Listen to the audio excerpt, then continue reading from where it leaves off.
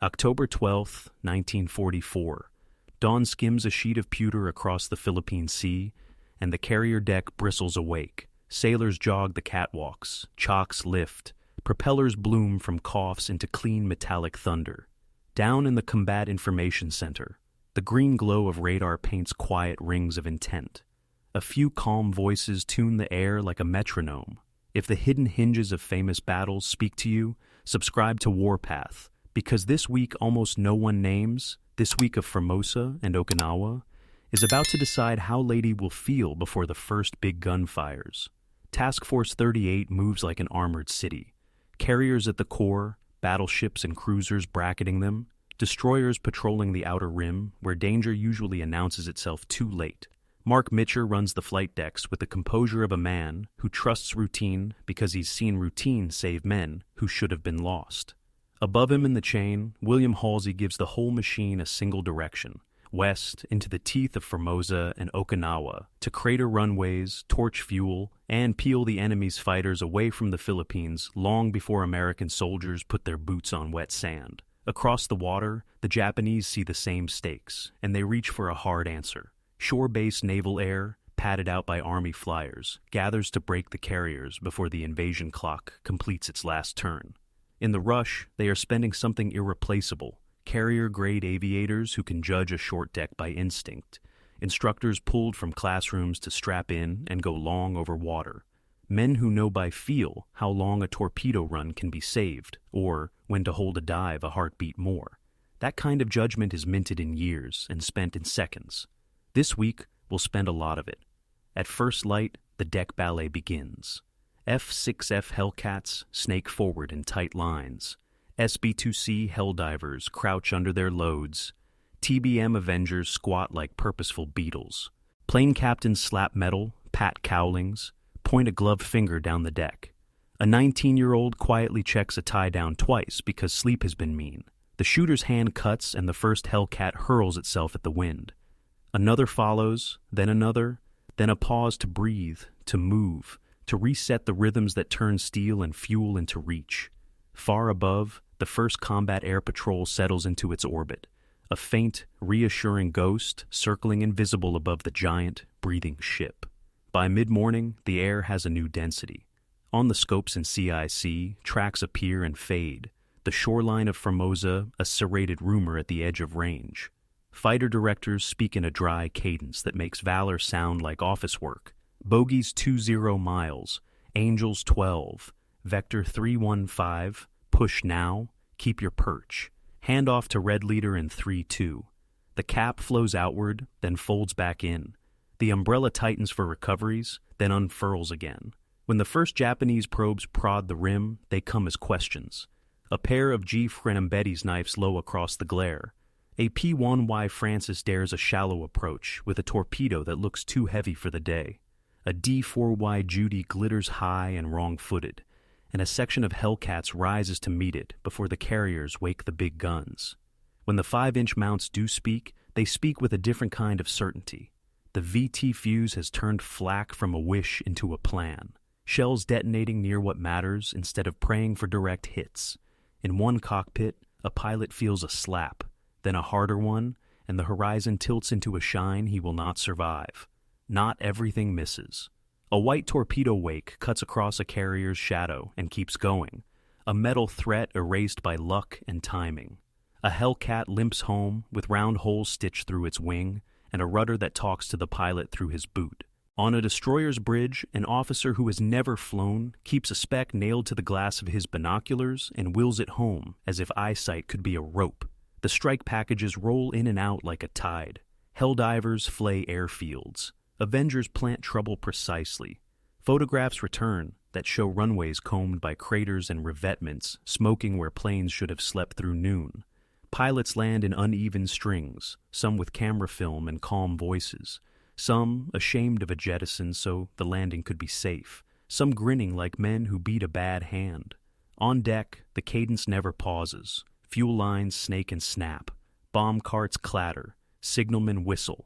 Knots of men move as if one nervous system ran through all of them. Below, damage control teams practice the muscle memory that makes a ship tougher than it looks. foam, water, shut, open, breathe, move.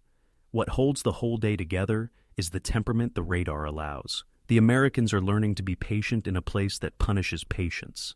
They vector rather than guess. They wait until the intercept is right rather than chase a ghost down the horizon. The technology doesn't fight for them, it lets them put courage where it counts. As the sun tilts toward late, the sea turns glassy and the air goes strange. Far at the edge of range, Japanese squadrons are knitting into heavier waves, ambition drawing lines across fuel they can't spare. In some ready room, a pilot drags a blunt finger along a map, says nothing about the rendezvous, and thinks about the last moments of daylight that save you if you're off by a minute. On a carrier island, a captain leans into a decision that never looks dramatic in a logbook. Push the cap outward to take the hit early, or hold it tight to cover the deck while bombed-up strike planes come home. That choice feels like the difference between blocking a punch in the hallway or at your own front door. The light thins. The deck cools. A gray cruiser off the beam looks ordinary enough to everyone who doesn't know what tomorrow carries in its wake. But the air has the hush that lives before weather breaks. In CIC, a blip flickers and dies. On a destroyer, a lookout blinks hard and wonders if his eyes are asking for sleep. On the flight deck, a kid from Ohio rubs oil off his palm and looks at the horizon without knowing why. By this time tomorrow, a cruiser's name will move from mouth to mouth with a different weight, and men who have never met will share the same thought. Keep her alive under a sky that refuses to empty. October 13th broke with a deceptively ordinary light, a silver wash over gray water, the kind of morning that makes even tired men feel capable. It didn't last. The first reports came in crisp and spare, contacts building at medium altitude, scattered low flyers dragging the edges, something bigger forming behind. Fighter directors tightened their nets, cap sections slid outward, and a dozen carriers held their breath in rhythm as the decks cycled. Orbit, spot, launch, recover, repeat. You could hear the change in the voices, that subtle shift from routine to readiness, like a room that goes quiet because everyone can feel a stranger stepping through the door. The incoming waves had weight, a Francis nose low under the glare, steady and patient, and when it turned slightly, you could see the torpedo slung clean against its belly. Hellcats dove to cut it off, tracers lacing the air. The bomber stayed on its line far longer than was sane, and then smoke feathered from the nacelle, and it sagged, released, and fell. A white streak etched the sea, skipped once, and kept going, vanished in the carrier's wake. Farther out, a Judy broke from high cover into a dive that would have been perfect, but for a Hellcat arriving at the exact wrong moment, and that neat geometry came apart like a string snapping. They kept coming. The 5-inch mounts talked with the certainty that comes from the new fuse, bursts patterning the sky just far enough ahead to make anything flying through think twice, and then not think at all. But even a layered umbrella has seams. A torpedo track carved its way toward a shape that was not the biggest target in the formation, not the most obvious, just the one the pilot found and held through the smoke and fire and fear. For a beat too long, the sea looked empty, and then it lifted. Once, twice, and what seemed like a small detonation bloomed into a violence that punched through steel and bone. On the gray cruiser's deck, men went to the metal automatically, shut, open, brace, while the air filled with things nobody wants to breathe. Below, doors banged in the dark and lights flickered. Water found new paths. A list that started as a lean became a habit. A petty officer shouted without realizing he was shouting, and was answered by a calm he would remember for years. Hold the line, rig the hoses. It's not over until we say it's over.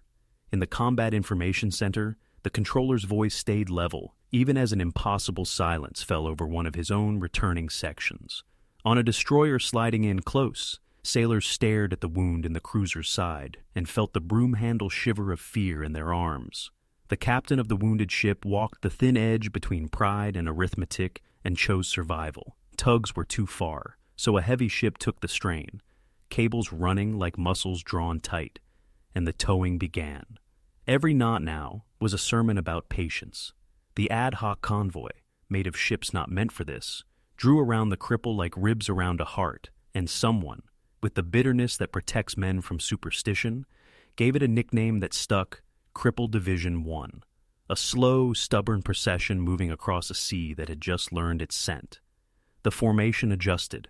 Carrier groups shifted to keep a roof over the tow. Fighter directors planned their air picture in pulses, pushed the cap out to snap the attacks before they formed, pull them closer to layer the flak and keep the deck safe during recoveries. Watch your fuel states, watch your altitudes. No heroics that leave a hole for the next wave.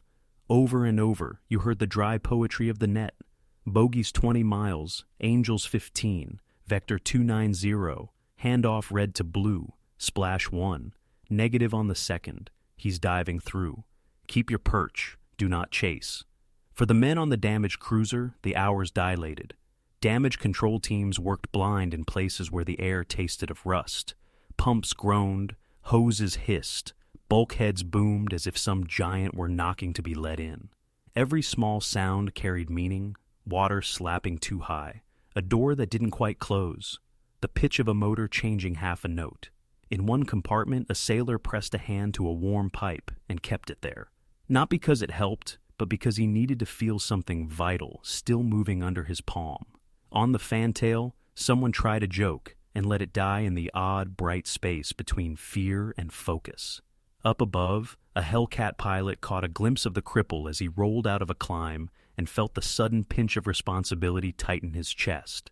He thought of it as a promise. Keep the sky clean over the dragging wake. Turn the enemy early. Give the gunners their angle. Make sure the tow keeps moving.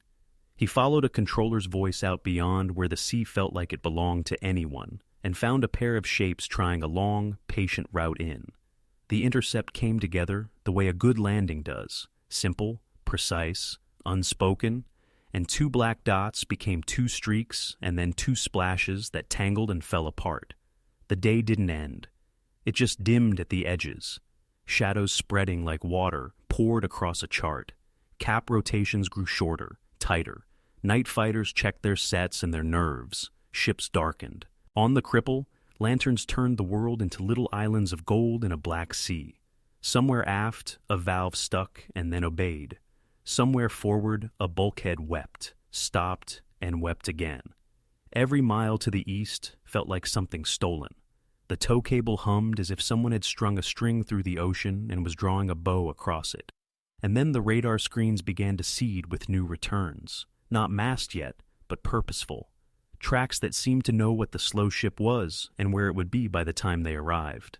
Controllers compared notes across ships and found the same shape in their scopes.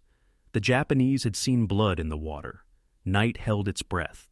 The escorting ships trimmed their courses by yards and degrees. The men on the cruiser took fresh hoses and checked the shoring one more time without admitting they were doing it for themselves as much as for the steel. A voice on the net said simply, "Stand by," and no one mistook it for anything but a warning. October 14th rose out of the dark like a slow breath, and the sea looked honest for a moment. Straight horizon, mild swell, a sky that promised a clean day.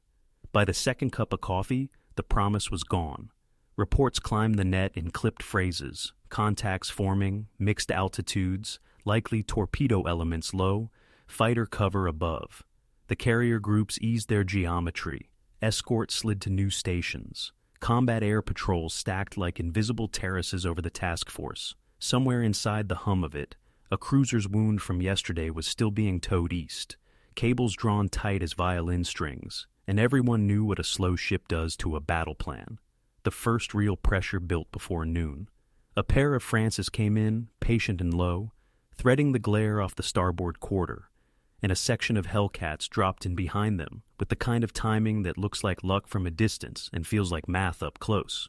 Tracers walked the air. One bomber leveled just long enough to release and then flew itself into silence, the torpedo slashing a white seam across water that didn't care, the wake skimming past a destroyer's stern like a dare. The second Francis tried to jink and found only the edge of a sky that had already been spoken for by a controller's calm voice and a pilot's steadier hands. They kept coming, singles, pairs, then little knots that hinted at larger packets assembling, out where the radar returns fuzzed into geography. The 5-inch guns spoke in measured rhythms that put bursts where aircraft would be, rather than where they were, and the proximity fuses did the cruel work of math. A Judy folded into the water with a sound that nobody would be able to describe later without resorting to metaphor. And still, the seams existed, because in seas, this big, even a perfect umbrella lets a few drops through. One of those drops found USS Houston. It happened with that disorienting speed that makes a minute feel both endless and missing. A torpedo track cut a pale arc toward her beam. Shouts rang along passageways that were already hot. The ship tried to shift her weight against what couldn't be negotiated. Impact was a blunt, intimate thing, the kind of violence that becomes pressure in your teeth. Bulkheads shuddered, lights died, then returned in meaner color. The deck took a breath and learned a new posture. In the compartments where the water came, it didn't arrive like a flood from a movie. It arrived like a decision from a judge, implacable, precise, unbothered by argument. Counter-flooding orders ran with the same quiet insistence as any good habit. Men who had practiced these moves for months did them as if following a rhythm they could hum in their sleep. Dog, undog, vent, kill, start the pump, find the leak, shore the frame. On the bridge, the captain did the arithmetic no one gets to rehearse. What to save, what to lose, what pride costs if paid in degrees of list. He called it calmly. The ship obeyed like a living thing that wanted to remain one. When the tow line came aboard, it felt like a reprieve and an admission at once. Off to the west, beyond what eyes could see, the men who had launched that torpedo were either on their way home over water that grows longer by the mile or gone with their courage into the sea. There was no time for philosophy. Night lay down early because everyone aboard was tired, decks blacked out, lamps hooded. The task force rearranged itself by feel to put more steel between the wounded ships and the parts of the compass where trouble usually hatched.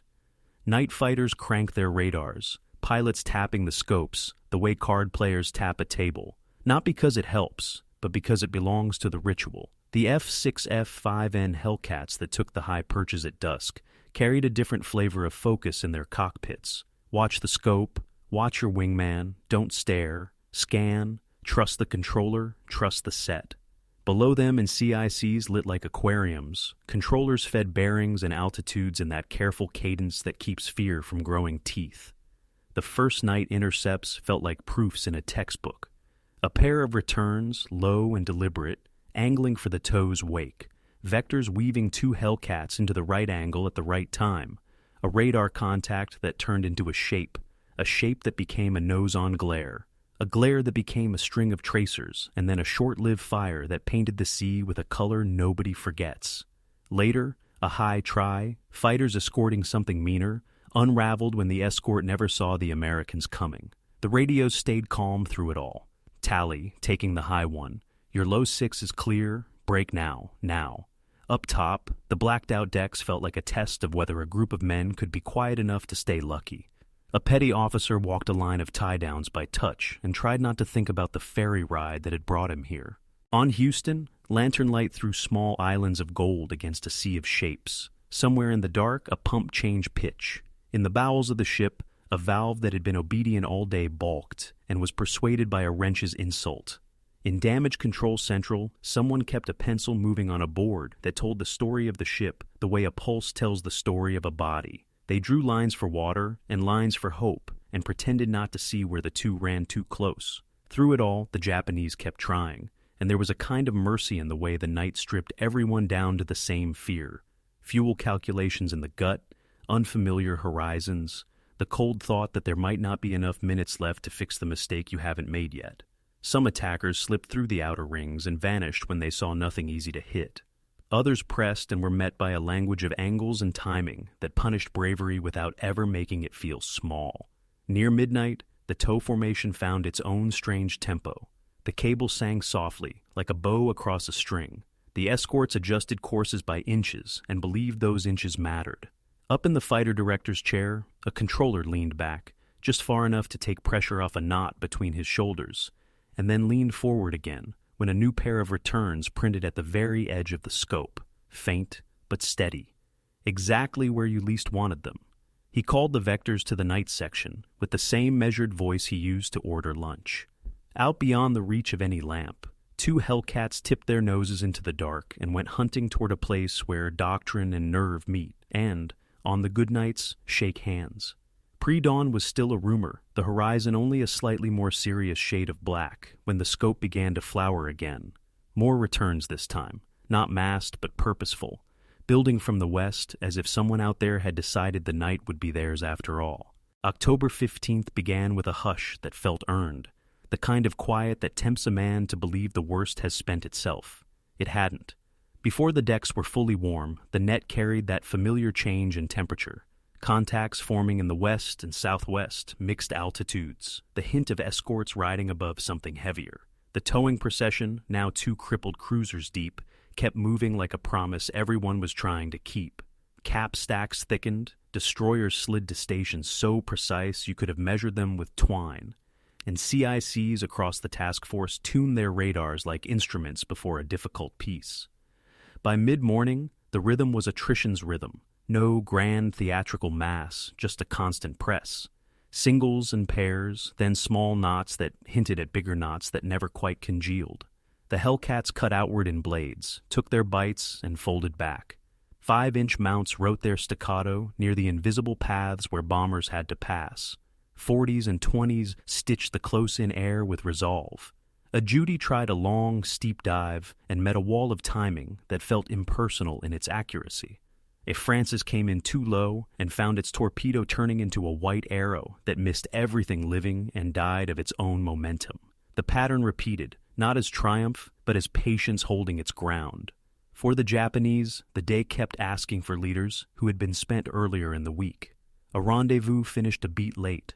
An altitude stack arrived 2,000 feet off. A section that needed a quiet correction to tighten its geometry never got it. Courage didn't fail. Courage never does. But the hard-won habits that make courage efficient had been frayed. Back on the bases, fuel trucks carved the same ruts to the same revetments, but mechanics counted fewer machines to service, and more of the faces climbing into cockpits were new enough to look younger than their helmets. In squadrons that used to carry the calm of mentorship like a talisman, radios had more silence between transmissions. American reports would later claim that the Formosa fighting destroyed aircraft by the hundreds. Japanese records would argue smaller totals. The one fact no one disputes is that experience was burned down, fast. A names and faces loss measured in ready-room chairs that stayed empty, in the way a wingman missed a cue that used to be a reflex, in the muscle memory of a torpedo run that had to be relearned mid-flight with flak walking toward you. Afternoon piled more of the same. A Hellcat section intercepted high cover and found it thin, a few fighters carrying themselves with the poise of veterans, but without the layered support that once made them dangerous. On a carrier island, a captain realized his fighter director was working shorter intercepts now, not out of stinginess, but because the picture didn't require the long throws. On the damaged cruisers, hoses hissed, pumps droned, and men learned the tempo of a ship that survives by refusing to accelerate. Damage control wrote its quiet poem of doors and valves and wedges. Someone traced a line on a bulkhead with an oily finger and decided it was as straight as the day would allow. At dusk, the radios in Tokyo found their certainty again. Broadcasts bloomed with victories, carriers sunk, battleships burning, American air thrown back with grievous losses. The words carried all the weight that words can carry from a long way off, and for a moment, a listener might have believed that the sea to the east had been cleansed of decks and steel and planes. Inside Task Force 38, the wardrooms drank coffee that tasted like a long week and counted differently. 2 cruisers wounded, carriers intact. A cap that felt, if anything, more practiced today than it did on the 12th. If there is a cruelty to propaganda, it is this. Its comfort can be most soothing to those who most need warning. Night came with purpose. The F-6F-5Ns climbed into their black seats in the sky, scopes trembling faintly, and controllers threaded them along lines that only a few months earlier would have felt like guesswork. Intercepts turned into quiet, efficient endings, returns that became shapes, shapes that became angles, angles that became short bursts, and then a brief glow where an airplane had been. Not every attempt failed, not every defender succeeded, but the cumulative arithmetic was moving in one direction, and the men who had to do it again tomorrow felt that fact as a loosening inside the chest. October 16th did not bring a new script, only more pages of the same. Cap timing clicked like a well-kept watch. Deck crews moved with the smooth economy of men past the point of performative speed. Destroyer captains shaved seconds off turns, as if each degree mattered to history. Japanese efforts felt more improvised, more concentrated around chance and courage than around layers and doctrine. The few formations that carried an older confidence drew American fighters like iron filings to a magnet and then found themselves alone, their supporting notes missing from the chord. By late day, the air picture thinned in a way you could sense even if you never saw a scope. A lookout who'd been squinting all week found his eyes easing. A flight deck that had thrummed with urgency all afternoon hit a patch of quiet that felt earned. In the ready rooms, pilots spoke in shorter sentences. They were not celebrating. Superstition forbids it, and experience punishes it. But there was a different pressure to the silence, a gravity that said the week had rolled a heavy stone uphill, and it had finally started to settle on the far side. And then, almost casually in its timing, the order began to percolate through the task force, a pivot toward the Philippines. The airfields had been whittled down, the approaches raked, the cadre worn thinner than hope could pretend. Laden with all the ordinary work of war, the carriers came about. In CIC, a controller took his headset off and heard rings in his ears that matched the rings he'd stared at for days. On the tow cables, a last vibration hummed like a string that had been plucked and finally allowed to still. Night was not finished. The sea never is. But the feeling in the air had changed. Somewhere north, decks that had once carried an empire's reach were being stacked for a purpose they could serve without the bite they once had. Somewhere to the south and west, American troops were closing on wet beaches that would need a sky kept simple. Between those points, a quiet conclusion had drawn itself like a straight line. By the time the carriers swung south and east toward the Philippines, the sea had changed without changing its face. The week over, Formosa hadn't left a string of smoking holes. It had left something harder to film and easier to feel, an absence. In ready rooms ashore, the benches where veteran instructors once sat were emptier. In Japanese squadrons, the men who made timing feel like instinct were gone, and the habits that keep a formation tight had frayed into courage improvising on the fly. In Task Force 38, men didn't celebrate. They just noticed that the air picture had grown cleaner, the intercepts shorter, the calm in a controller's voice more contagious than before. Ships don't pause for epiphanies. Orders moved, decks cycled, air groups were fed the next day's plan, while coffee steamed in metal cups. What they could not see from a chart table was taking shape far to the north, where Jisaburo Ozawa gathered the last proud carriers, Zuikaku, Zuiho, Chitose, Chiyoda, under a plan that assumed American aggression and counted on the gravity of flight decks to pull Halsey away. Show 1 looked beautiful on paper. The northern force would bait the American punch up and out. Kurita's center force would cut through the middle to strike at the landing ships off Leyte. But paper doesn't sweat on a flight deck, and it doesn't feel the loss of leaders when a rendezvous drifts or a dive run loses its edge. Formosa had not emptied those decks. It had thinned the ranks that made decks bite. Air groups were rebuilt in numbers that sounded strong enough to matter, yet short of the veteran cadre that makes formations sing.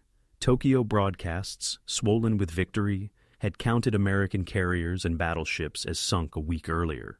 That music drifted into the planning rooms like a memory one wants to be true. In the north, Ozawa's crews prepared to play their part in an elegant deception, with less of the old certainty in the hands that would fly it. Across the water, the Americans felt the difference in ways that don't make headlines. A Hellcat section on high cover slid into a perch the old enemy would have defended, with layered altitude, and found it thin. No stacked chord, just a few single notes. Fighter directors who had pushed long intercepts earlier in October now kept the umbrella closer without fear they were inviting disaster. A destroyer captain looked up from a scope and realized he'd been bracing to see massed high cover that never materialized.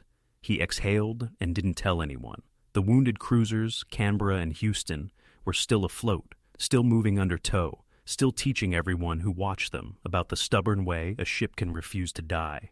Their survival meant more than morale. It meant that the loudest Japanese claims from the week before had found no echo in the American order of battle. The contrast didn't change anyone's routine, but it changed the texture of belief.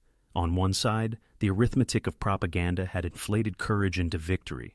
On the other, the arithmetic of radar plots and deck logs had tallied what really mattered: men and machines in the right place when it counted, repeated until attrition listened. And now, the chessboard of Lady Gulf lifted out of the haze and into sound and motion. Carriers to the north, center forces pushed through straits, and a southern force feeling its way toward a blocking line of battleships. In the adrenaline of those days, Samar's near tragedy and unlikely salvation, Surigau's textbook crossing, the week over Formosa moved like a ghost behind the living actors. When Ozawa launched, the sky did not harden into the old threat. The flights that rose didn't fill the picture with layered menace. They were brave, they were well handled, and they were too light where a pilot's intuition and a leader's timing would have made the difference at the merge.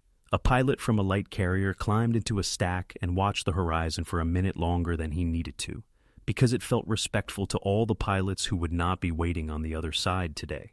He didn't think about doctrine. He thought about how a squadron without enough steady hands is like a ladder with missing rungs. You can climb it, but not quickly, not reliably, and not under fire. Below him, escorts shepherded the amphibious armada under a sky that felt more readable than it had any right to feel, and men who had stared at scopes all week finally allowed themselves to plan in phrases longer than an intercept vector. The thread that connected Formosa to Leyte wasn't just numbers. It was the quiet truth that experience is a weapon, and once spent, it takes years to reload. The Japanese pilots who might have led cleaner, deadlier strikes at Leyte had already paid out their skill over Okinawa and Formosa, fighting to defend the Empire's flank against an enemy that brought radar, discipline, and proximity fuses to a fight that used to be decided by nerves and eyesight alone. What rose from Ozawa's decks in the north was not an illusion. It was a brave decoy built on a shrinking bank of veterans, asked to pull a fleet by the strength of hulls that looked like power, but could no longer project it in the old way. In the American fleet, the men who had breathed through that charged week didn't need a speech to understand what they had bought. A controller took off his headset and rubbed the rings out of his vision. A deck crewman finally laughed at a joke he'd been hearing for days. A pilot lay back against the canvas of a ready-room chair and tried to remember how to sleep without his shoulders tensed for the word vector. They hadn't won Leyte, not by themselves, not by narrative justice. But the work they did, good intercept geometry, steady cap cycles, towing wounded steel through a sky that wouldn't empty, had removed teeth from the mouth that would bite them next. When the noise of Leyte quieted and the sea folded back over its secrets, the trace of October 12 through 16 stayed behind like a watermark. No wrecks for cameras, no fires for a newsreel, just the missing names and squadrons that had once taught the Empire's reach how to fly. The most decisive battles don't always leave their story on the surface. Sometimes they are the silence afterward, the pressure that lifts, the intercept that feels easy because someone else spent their skill a week earlier. If you look closely, you can still see it, an outline in negative, the shape of power that once was, and, after Formosa, no longer could be. The content of this video is compiled from multiple sources. If anything is incorrect or needs correction, please comment below. See you next time.